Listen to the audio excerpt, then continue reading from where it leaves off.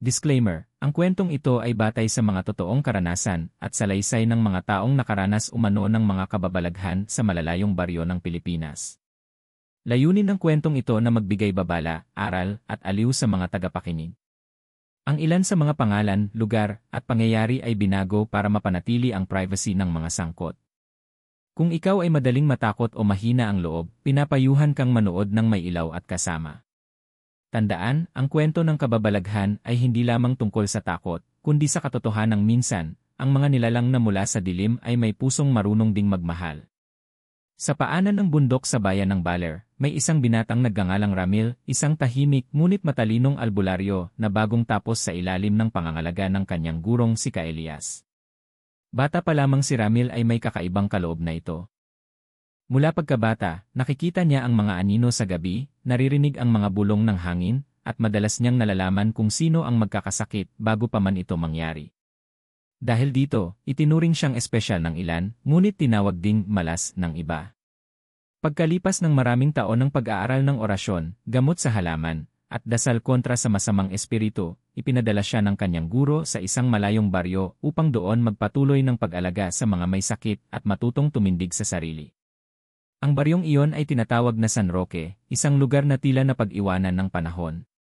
Wala pang kuryente at ang mga bahay ay yari sa kawayan at pawid.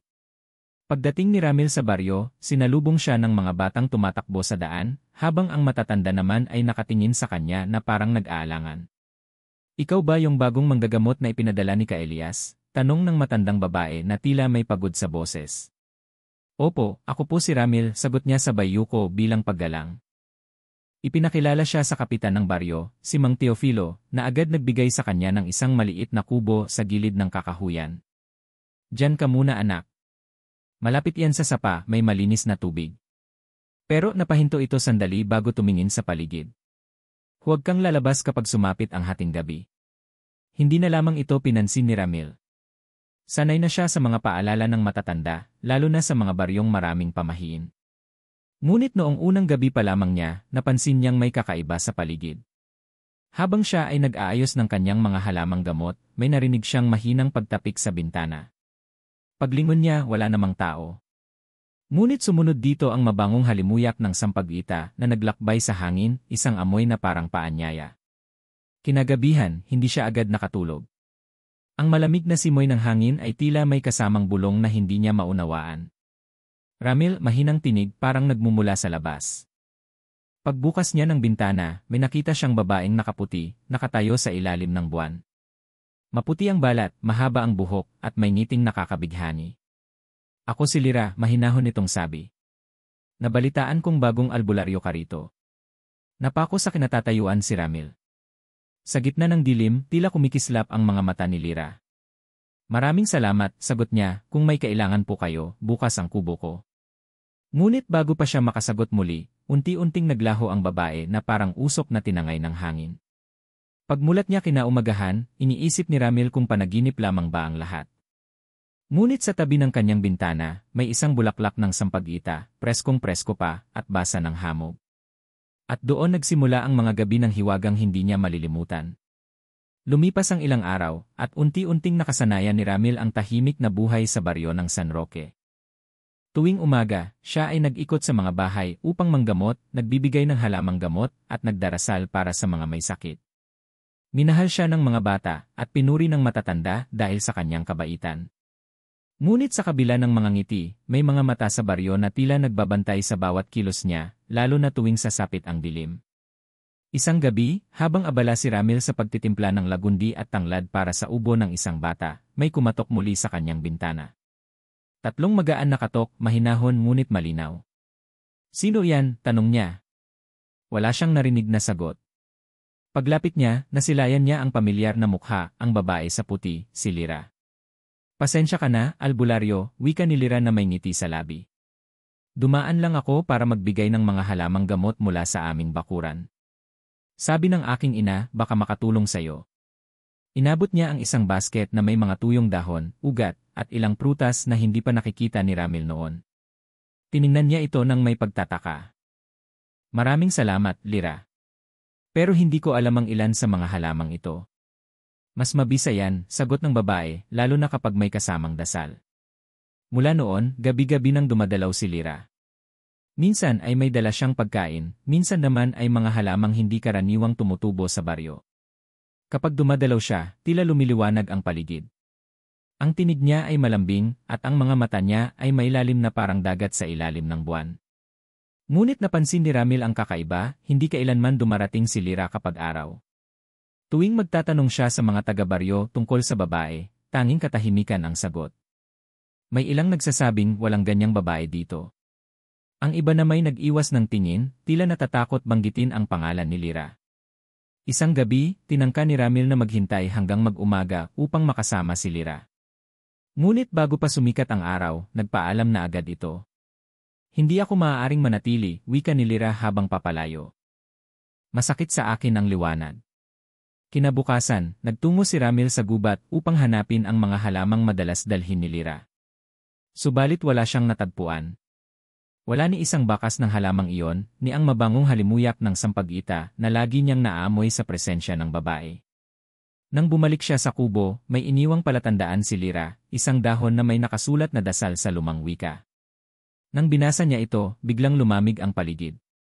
Ang mga ibon sa labas ay tumahimik, at sa di kalayuan, may umalingaw na tinig na parang halakhak ng babae, malambing, ngunit may halong panganib.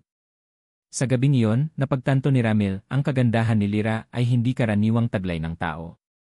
Mula ng gabi na iyon, hindi na naging payapa ang mga gabi ni Ramil. Sa tuwing sumasapit ang hating gabi, naririnig niya ang mga mahihinang bulong mula sa paligid ng kanyang kubo. Minsan ay nagmumula sa mga puno, minsan ay tila sa mismong lupa. Mga tinig na pabulong na tila nag-aalala, lumayo ka, Ramil. Lumayo ka habang maaga pa. Unay inisip niyang guni-guni lamang iyon, dala ng pagod o kakulangan ng tulog. Ngunit nang tumagal, napansin niyang ang mga bulong ay palakas ng palakas, lalo na kapag dumarating si Lyra. Isang gabi, habang nagdarasal siya sa loob ng kubo, napansin niyang may aninong gumagalaw sa labas, mabilis, parang hangin na may hugis ng tao.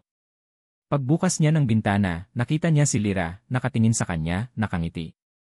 Ngunit sa likod ng ngiting iyon ay tila may lungkot, o marahil ay takot.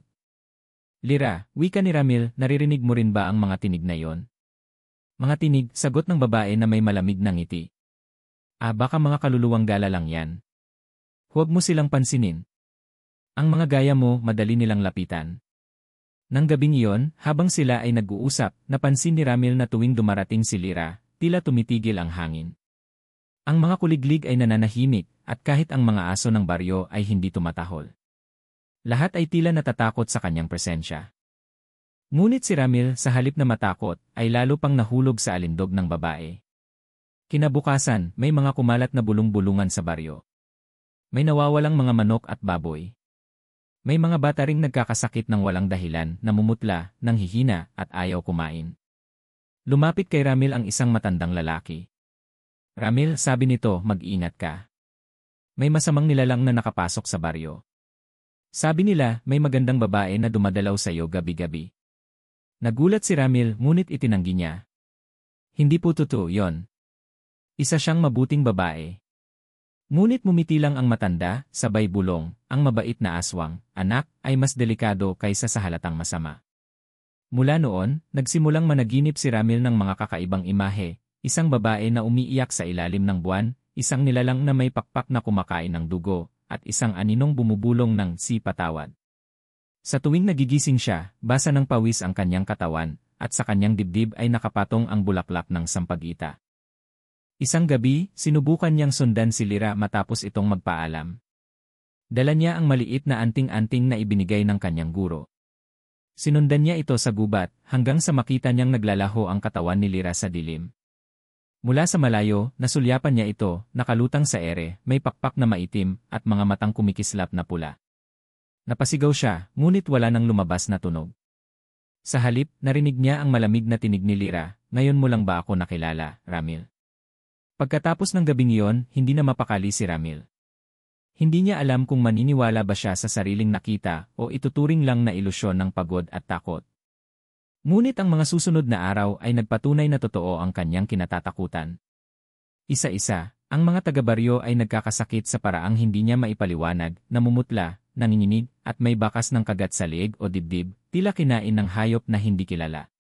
Ramil, sabi ni Mang Teofilo, ang kapitan ng baryo, ginawa na namin ang lahat. Nagsunog kami ng bawang, nagdasal kami gabi-gabi, pero tuloy pa rin ang mga pagkawala ng hayop at pagkakasakit ng tao. Ikaw na lang ang natitirang pag-asa namin. Sa gitna ng mga dasal at orasyon, sinubukan ni Ramil na alamin kung ano ang sanhi. Ngunit tuwing hating gabi, habang siya ay nagdarasal, biglang lumalakas ang hangin at napupundi ang mga kandila. Sa dilim, nakikita niya ang aninong lumilipad, umiikot sa mga bubungan ng baryo. Isang gabi, nang sundan niya ito, natuklasan niyang nakaupo sa tuktok ng puno si Lyra, nakalugay ang buhok, namumula ang mga mata, at may mga kukot pangil na tumatalim sa liwanag ng buwan. Hindi siya makagalaw. Ngunit nang mapansin siya ni Lyra, bumaba ito ng dahan-dahan. Ang dating maputing balat ay ngayoy kulay abo, at ang tinig nitong malambing ay napalitan ng pabulong na paos. Hindi mo dapat akong sinundan, sabi ni Lyra. Hindi mo pa dapat alam. Bakit mo ginagawa to, Lyra? Halos pabulong na tanong ni Ramil. Ikaw ba ang dahilan ng pagkamatay ng mga hayop sa baryo? Ngunit umiling ang babae. Hindi ako.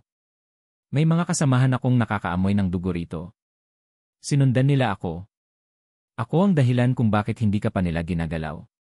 Sa saglit na yon, napagtanto ni Ramil ang katotohanan. Hindi kaaway si Lyra, protector niya ito. Ngunit sa pagprotekta sa kanya, inilagay rin ito sa panganib ang buong baryo. Kinabukasan, nagsimulang magtakip silim ang langit kahit tanghaling tapat pa lang. Ang mga ibon ay naglaho sa himpapawid, at ang mga aso ay walang tigil sa pagtahol. May isa na namang batang dinala sa kubo ni Ramil, may sugat sa leeg, sariwa pa at amoy bakal. Nang ipinikit ni Ramil ang kanyang mga mata upang pagalingin ito, isang imahe ang pumasok sa kanyang isipan, si Lyra, nakikipaglaban sa mga nilalang na kagaya niya, pinoprotektahan ang baryo habang pinapasan ang kasalanan ng kanyang lahi. Ngunit alam ni Ramil na hindi magtatagal. Darating ang gabi kung kailan mawawala ng lakas si Lyra, at baka pati siya ay hindi na nito mailigtas. Lumuhod siya sa harap ng altar at nagsindi ng kandila. Kung kailangang lumaban, lalaban ako, wika niya. Pero hindi laban kay Lyra, kundi laban sa mga nilalang na ayaw ng kapayapaan. Sa gabing iyon, bumalik si Lyra sa kubo, basang-basa ng dugo, sugatan, at may luha sa mga mata. Ramil, wika niya, wala ka ng oras. Parating na sila. Nang gabing iyon, bumagsak ang ulan na parang binubuhos ng langit ang lahat ng galit nito. Sa gitna ng kulog at kidlat, si Lyra ay nakatayo sa harap ng kubo ni Ramil, basang-basa, duguan, at halos hindi na makalakad. Agad siyang sinalubong ni Ramil at inalalayan papasok. Anong nangyari sa'yo, Lyra? Tanong niya habang pinupunasan ang sugat nito sa balikat. Tumitig lamang si Lyra sa kanya, ang mga mata nito ay mapungay at puno ng lungkot. Sinundan ako ng aking mga kapatid, mahinang sabi nito. Alam na nila ang tungkol sa'yo at alam nilang ipinagtatanggol kita. Napahinto si Ramil. Kapatid mo? Ibig mong sabihin lahat kayo tumango si Lyra. Ramil. Isa akong aswang. Ipinanganak ako sa lahing uhaw sa dugo. Pero hindi ko kayang manakit ng tao. Nais kong mamuhay ng tahimik, kaya't tumakas ako sa aming angkan. Nanlumo si Ramil sa narinig. Ang babaeng minahal niya ay nilalang na itinuro sa kanya mula pagkabata na dapat niyang labanan. Ngunit sa kanyang harapan ngayon ay isang nilalang na hindi masama, isang nilalang na marunong magmahal at magsakripisyo. Bakit ako, Lyra? Tanong niya habang nanginginig ang kamay. Bakit mo ako pinili? Ngumiti ito ng marahan. Dahil ikaw lang ang unang taong tumingin sa akin bilang tao. Hindi bilang halimaw. Lumapit si Lyra at ipinatong ang kamay sa dibdib ni Ramil. Ngunit may kapalit ang lahat, Ramil. Ang paglapit ko sa iyo ay kasalanan sa aming lahi. Ngayon, kailangan mo nang umalis. Bago magtakip silim sa ikapitong araw, pupunta sila rito. Kapag nagtagpo tayo muli, pareho tayong mamamatay. Ngunit umiling si Ramil. Hindi ako alis. Hindi ako iiwan ng taong mahal ko. Hindi mo ako maililigtas, mariing sabi ni Lyra habang tumulo ang luha nito. Hindi mo alam ang kapangyarihan nila. Ako man ay walang laban sa kanila. Ngunit si Ramil ay hindi natitinag. Kinuha niya ang anting-anting na iniwan sa kanya ni Kaelias at inilagay sa dibdib ni Lyra. Kung may paraan para protektahan ka, ito yon. Kung kailangan kong harapin ang lahi mo, gagawin ko. Napahawak si Lira sa kanyang kamay. Ramil, huwag mong kalimutan, kapag dumating ang ikapitong gabi, huwag ka nang lalabas. Isara mo ang lahat. Huwag mo akong hanapin. Ngunit alam nilang pareho na hindi niya yon susundin. Sa sandaling iyon, muling kumulog at kumidlat. Dumagundong ang lupa, at sa labas ng kubo, may maririnig na mga sigaw, huni ng mga ibon, halakhak ng mga nilalang na gutom sa dugo, at mga matang kumikislap sa dilim. Parating na sila, bulong ni Lira habang niyakap si Ramil ng mahigpit. Kung may kinakatakutan ako, hindi yon kamatayan. Ikaw iyon ang pagkawala mo. At bago tuluyang maglaho sa kanyang bisig, hinaplos ni Lira ang mukha ni Ramil at bumulong, mahal kita, kahit alam kong bawal. Dumating ang ikapitong gabi. Ang langit ay kulay uling, at ang buwan ay natatakpan ng makapal na ulap na parang tinatakpan ng langit ang mga mata nito sa mangyayaring kasamaan. Sa loob ng kanyang maliit na kubo, si Ramil ay naghahanda, may mga kandilang nakapaligid, mga dahon ng banaba, bawang, at palaspas na isinabit sa bawat sulok. Sa gitna ng mesa ay nakalatag ang anting-anting na minsan ay isinabit niya sa dibdib ni Lira, ngunit ibinalik nito bago siya tuluyang naglaho. Alam niyang darating ang gabi ng laban. Hindi niya kayang tumakas, kahit sinabi ni Lira. Kung ito ang kapalaran ko, bulong niya sa sarili, haharapin ko ito para sa kanya. Habang papalapit ang hating gabi, lumamig ang hangin, at nag-umpisang mag-ingay ang mga aso ng buong baryo. Ang mga kaluskos sa labas ay naging mga yapak, at ang mga yapak ay naging mga halakhak, malalalim, malalagim, at puno ng gutom. Ramil, isang tinig ng babae ang umalingaw-ngaw mula sa dilim. Ramil, lumabas ka. Alam niyang hindi iyon si Lira. Ang tinig na iyon ay malambing ngunit may halong halakhak ng kamatayan. Binuksan ni Ramil ang bintana, at sa gitna ng ulan, nakita niya ang mga nilalang, mga aswang na may pakpak na parang paniki, mga mata na kumikislap sa pula, at mga bibig na punang ngipin. Sa gitna nila, isang aninong lumapit, si Lira.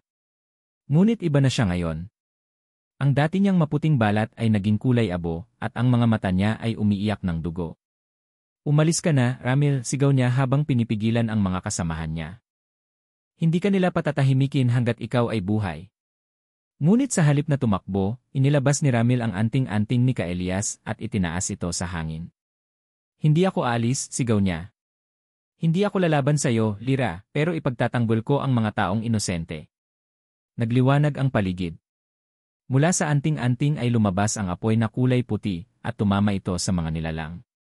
Nagsisigaw sila, isa-isang naglaho sa alinsangan ng liwanag. Ngunit bawat dasal at orasyon ni Ramil ay nagbabayad ng kapalit, dugo. Habang tumatagal, naramdaman niyang humihina ang kanyang katawan. Ramil, tama na, sigaw ni Lira habang pinipigilan ang paglapit ng isa sa mga kapatid niya. Mamamatay ka. Mas pipiliin kong mamatay, Lira, sagot ni Ramil, kaysa hayaan kang lamunin ng dilim. Ngunit huli na. Isang aswang ang biglang sumugod at tinamaan si Ramil sa tagiliran. Dumugo ang kanyang katawan, at habang siya ay bumabagsak, nakita niyang yakap siya ni Lira. Ang mukha nito ay puno ng luha, ang mga pakpak ay nakayakap sa kanya na parang proteksyon. Bago siya mawala ng malay, narinig niya ang bulong ni Lira, kung kailangan kong mawala para mabuhay ka, gagawin ko. At sa isang malakas na kulog, sumiklab ang buong paligid ng liwanag. Ang mga aswang ay nagsisigawan, at si Lira ay sumigaw ng isang dasal sa wikang matagal nang nalimutan ng mundo. Pagmulat ni Ramil, wala na siyang kasama, tanging abo ng mga nilalang, at bulaklak ng sampag-ita sa kanyang dibdib. Madaling araw. Ang ulan ay huminto, at sa paligid ay may katahimikang nakabibingi. Si Ramil ay gumising sa malamig na sahig ng kanyang kubo, duguan at mahina, ngunit buhay. Sa tabi niya, nakalapag ang anting-anting na tila nawalan na ng ningning, parang nasunog sa labis na paggamit. Sa kanyang dibdib, may mga marka ng kamay, parang bakas ng isang nilalang na nagprotekta sa kanya sa huling sandali. Lumabas siya ng kubo. Ang mga bakas ng kaguluhan ay nakakalat, mga paso ng lupa, abo na parang usok ng impyerno, at mga bakas ng pakpak sa putikan. Ngunit ang pinakamasakit ay ang kawalan ng presensya ni Lira. Tinawag niya ang pangalan nito ng paulit-ulit. Lira! Nasaan ka? Ngunit ang tanging tugon ay ang pagaspas ng hangin sa pagitan ng mga pun. Paglaon, dumating si Kaelias, may dalang itim na rosaryo at lampara. Anak, wika nito, ang laban ay tapos na, pero may kabayaran ang bawat tagumpay. Ibig mong sabihin, tanong ni Ramil na halos di na makahinga. Inilabas ni Kaelias ang isang maliit na sisidlan ng abo. Ito ang natira kay Lyra. Ginamit niya ang huling kapangyarihan ng dugo niya para isakripisyo ang sarili, para ikaw at ang baryo ay makaligtas. Namilog ang mga mata ni Ramil. Hindi pwede. Baka may paraan pa, baka maibalik siya. Wala na, Hijo, malungkot na sagot ni Kaelias. Ang mga tulad niya ay isinusumpa ng lupa. Kapag ginamit nila ang kapangyarihan laban sa sarili nilang lahi, nagiging alab sila ng liwanag at naglalaho magpakailanman. Nanginginig ang mga kamay ni Ramil habang tinititigan ang abo. Ginawa niya iyon para sa akin. Hindi lang para sa iyo, wika ni Kaelias, kundi para sa kapayapaan ng buong baryo. Ang pag-ibig niya ang tanging kabutihang natira sa lahi ng kadiliman. Lumuhod si Ramil sa lupa, itinapat sa sikat ng araw ang sisidlan ng abo at ibinuhos ito sa hangin. Ang abo ay sumayaw, at sa bawat kumpas ng hangin ay tila may mga bulong, mga salitang hindi niya maunawaan, ngunit alam niyang mula kay Lyra. Pagkatapos noon, nagpasya siyang manatili sa baryo. Ginamit niya ang natitirang kaalaman sa anting-anting at orasyon upang tulungan si Kaelias sa pagpapagaling ng mga may sakit at pagprotekta sa mga tao laban sa masasamang espiritu. Ngunit tuwing gabi, kapag ang buwan ay bilog at ang hangin ay malamig, naririnig pa rin niya ang tinig ni Lyra, mahina ngunit puno ng pag-ibig. Ramil, hindi lahat ng halimaw ay dapat katakutan. Ang ilan ay marunong magmahal. At sa sandaling iyon, lagi niyang itinuturing na si Lyra ay hindi tuluyang nawala. Naging liwanag siya sa dilim, ang alaala ng isang pag-ibig na nilamon ng sumpa, ngunit hindi kailanman nawasak ng kamatayan. Lumipas ang mga taon. Ang baryo ng San Roque ay unti-unting bumalik sa katahimikan. Wala nang mga gabi ng alulong o mga bangkay na natatagpuang walang laman ang laman loob. Si Ramil, na nooy baguhang albularyo, ay naging isang iginagalang na manggagamot at tagapangalaga ng mga lihim ng kabundukan. Ngunit sa bawat dasal at paghilom ng sugat, dala pa rin niya ang alaala ng isang nilalang na minahal niya ng higit pa sa takot, si Lyra, ang aswang na marunong magmahal. Isang gabi ng pista ng mga patay, habang nag-aalay siya ng kandila sa lumang puno ng balete, ang lugar kung saan unang nagtagpo ang kanilang mga kapalaran, may malamig na simoy na dumampi sa kanyang balat.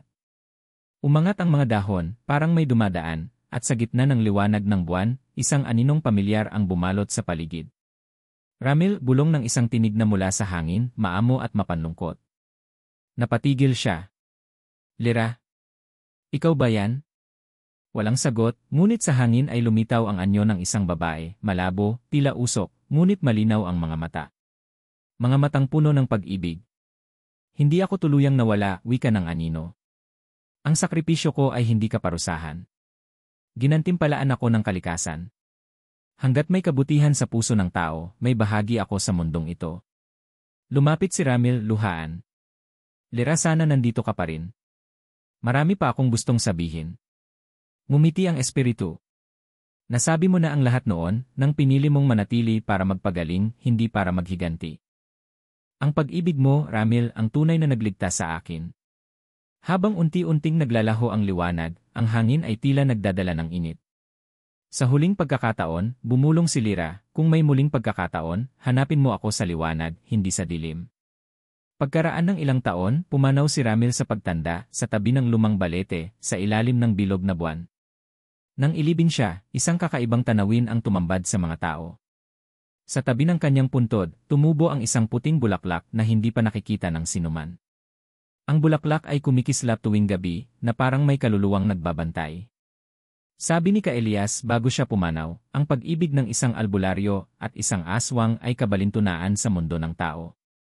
Ngunit sa mata ng kalikasan, ito ay isang balans, ang liwanag at dilim na natutong magmahal sa isa't isa. At sa baryo ng San Roque, tuwing sasapit ang gabi ng kabilugan ng buwan, may mga nagsasabing nakikita nilang magkasabay lumalakad sa tabing ilog ang isang lalaki at isang babae. Ang lalaki ay may dalang lampara, at ang babae tila ulap na sumusunod. Kapwa tahimik, ngunit payapa. Walang halimaw. Walang takot. Tanging pag-ibig, ang lihim na pag-ibig ng aswang sa baguhang albularyo. Isang pag-ibig na hindi napawi ng kamatayan, kundi nagningning sa huling liwanag. Isa.